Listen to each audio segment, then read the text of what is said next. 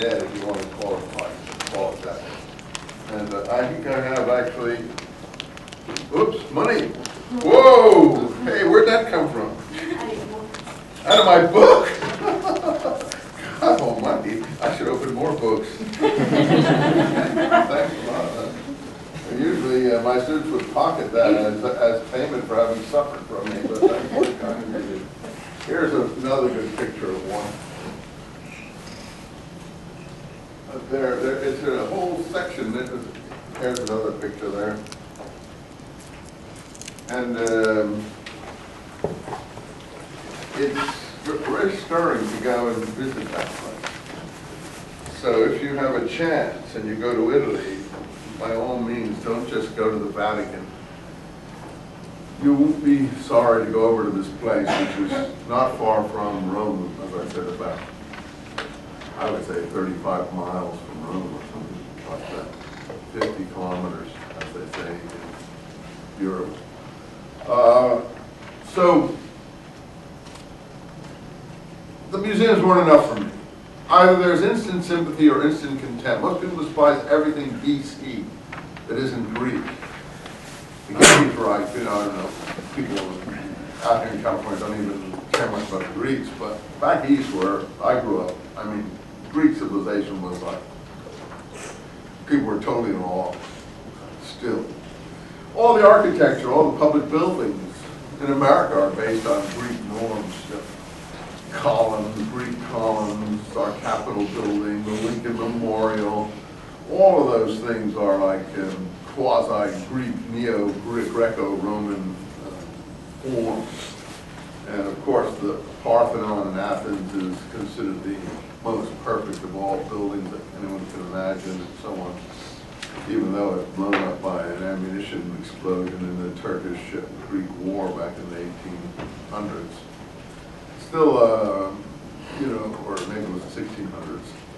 It was used by the Turks as an ammunition dump and it blew up in their fighting. It was actually pretty well preserved up to the 1600s. So people, anything that isn't Greek is looked down upon. So the Greeks achieved absolute perfection in sculpture and architecture and the arts generally. And in many ways, one has to agree with that. You don't want to put the Greeks down. But Lawrence is cantankerous. He wants something less impressive, less imposing, less perfect.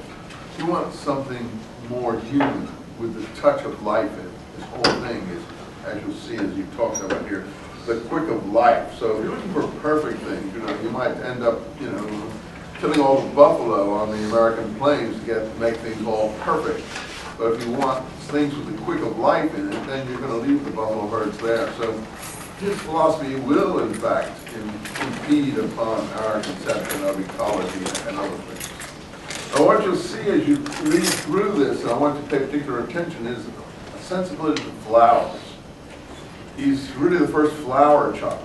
I mean, he knows flowers that I've never even heard of. A lot of English people do, you know. They know what flowers are, and he knows what verbena are, or forget-me-nots, or he can spend a whole page talking about asphodels. I don't even know what an asphodel is. You know, how many of you know what asphodels are? Yeah, well, you are like me, you see.